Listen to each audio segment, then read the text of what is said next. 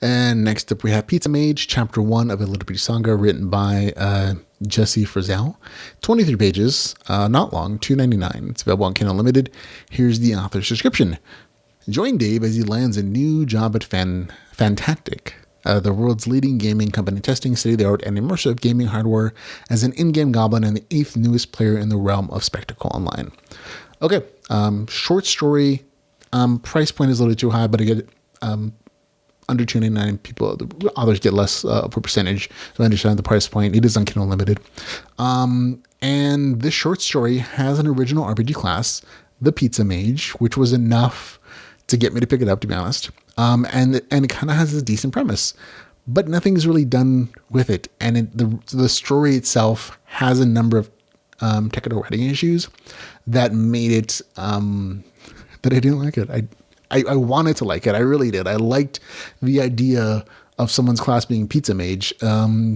It just didn't work out. Like, seriously, there are dialogue issues where there's dialogue without quotes, shifting tenses, missing capitalization, run-on sentences, like just general like writing it, technical writing issues that's hard to ignore. And I know lots of people won't even give it a shot because of that. And ultimately, it feels like somebody's first time writing something, which very may well be maybe a serial story that someone just decided to throw on Amazon, see how it was received, and maybe take a shot or edit it at that point. I don't know.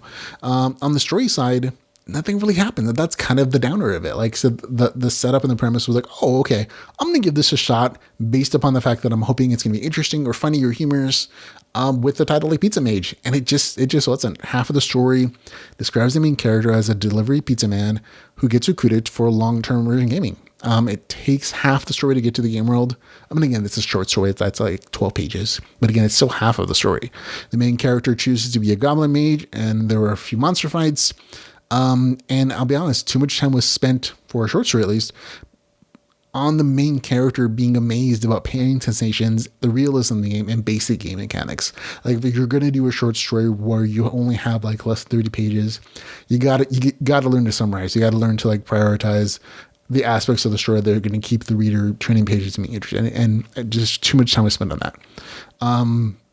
And the ability for the main character to actually create pizza or dough in this case only comes in the very last few pages of the story, and that then the story just ends. It really does. And I'm like, oh, okay, that's doesn't work for me. And so I didn't really enjoy it.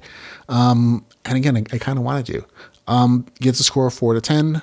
That's actually a negative score for me. I didn't like this. And here are the reasons why. It's not maybe other people will like it, or not boring. I was like, nope, this is below that. Didn't enjoy it, and those are the reasons why. So that's Pizza Mage with the score of 4 out of 10.